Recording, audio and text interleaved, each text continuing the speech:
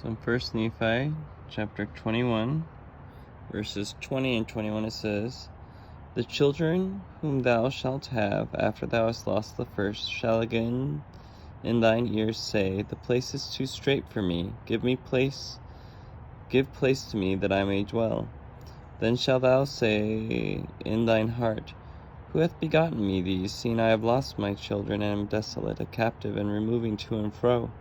And who hath brought up these? Behold, I was left alone. These, where have they been?"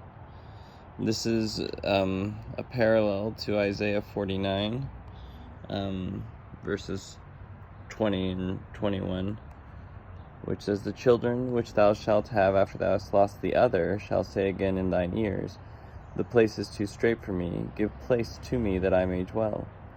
Then shalt thou say in thine heart, Who hath begotten me these, seeing I have lost my children, and am desolate, a captive, and removing to and fro?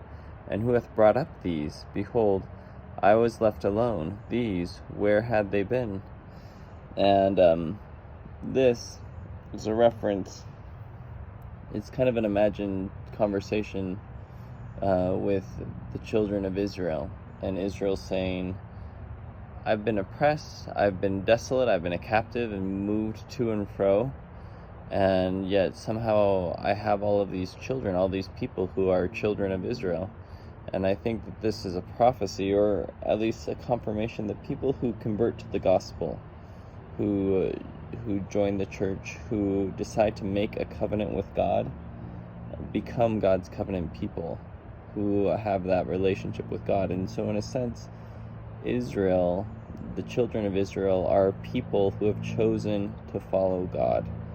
And it's more than just the genetic material. You are a descendant of Israel.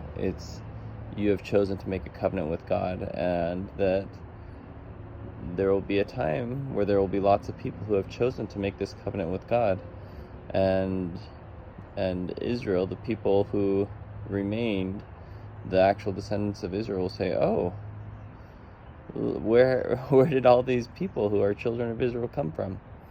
But yeah, it's the people who have chosen to make that covenant with God.